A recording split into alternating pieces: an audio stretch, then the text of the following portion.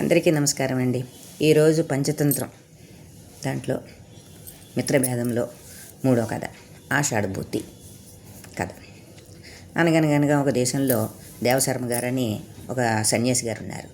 ఆయన పాపం చాలా సన్యాసం రూపంలో ఉండి చక్కగా ఆయన ఊరు ఊరు వెడుతూ చక్కగా డబ్బులు సంపాదించుకుని బట్టలు సంపాదించుకుని సన్యాసం కదండి, అందరినీ అడిగి పళ్ళు పొలాలు పెడుతుంటే అవన్నీ తింటూ తిరుగుతూ సన్యాసం చేసుకుంటున్నాడు. ఆయన సన్యాసం చేసుకుంటుంటే ఓ రోజు నాడు ఒక ఆషాఢభూతి అన్న పిల్లాడు చూశాడు, ఈయన్ని అబ్జర్వ్ చేశాడు. ఈయన దగ్గర డబ్బులు ఉన్నాయి, బోల్ డబ్బులు ఉన్నాయి, దాచుకుంటున్నాడు అని చెప్పి అబ్జర్వ్ చేసి ఆయన దగ్గరికి వెళ్ళి గురువుగారు నమస్కారం పెట్టి, నేను మీ శిష్యరకం చేద్దాం అనుకుంటున్నాను అని చెప్తాడు. నమ్మకంగా ఉండాలంటే నమ్మకంగా ఉంటాను సార్ అంటాడు. అనేసరికి సరే అని చెప్పి ఈయన ఏం చేస్తారంటే రోజు రాత్రి ఏం చేస్తారంటే ఆయన డబ్బులు తీసుకుని సంపాదించిన డబ్బులన్నీ ఒక బంతలో కుట్టుకుని బంత లోపల పెట్టుకుని చక్కగాను మడత పెట్టుకుని కూర్చుని దాని మీద పడుకుంటూ పని చేసుకుని వెళ్ళిపోతాడు. ఇది రోజు రాత్రి చూస్తూ ఉంటాడు ఈ శిష్యుడు. కానీ ఏమనకుండా హాయిగా కొన్ని రోజుల పాటు అలాగే నడిచారు.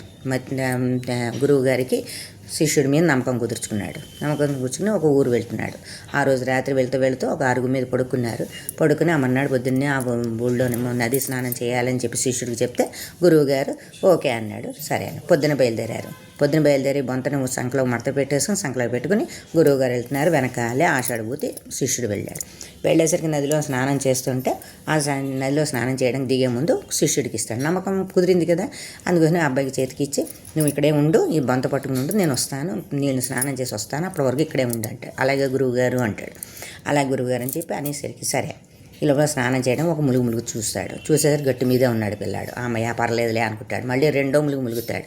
రెండో ములుగు లేచి చూసేసరికి రెండో ములుగు కూడా ఆషాఢభూతి అక్కడే ఉంటాడు. అమ్మయ్య పర్లేదులే నమ్మకస్తుడే పిల్లాడు అనుకుని మూడో ములిగి పైకి వచ్చే టైంకి ఈ పిల్లాడు ఏం చేస్తాడు, ఈ బొంత పట్టుకుని పలాయనం పారిపోయి మళ్ళీ ములిగి బయటకు వచ్చేసరికి పిల్లాడు లేడు, ఆషాఢభూతి లేడు. అప్పుడు అనుకుంటాడు, అయ్యో బొంత ఇన్నేళ్ళు కష్టపడి సంపాదించిన డబ్బులు అన్నీ పట్టుకుపోయాడు, నమ్మక ద్రోహి, నమ్మించి మోసం చేశాడు, ఇలాంటి వాడిని శిష్యరికం ఉంచుకోకూడదు అని అనుకుని బుద్ధి వచ్చి దేవశర్మ గారు అక్కడి నుంచి ఊసూరుంటే బయలుదేరి ఇంటికి వెళ్ళిపోయారు. ఇది కదండి. అందుకని నమ్మక ద్రోహం చేయకూడదు, చాలా పాపం అండి ఇది. Thank you very much.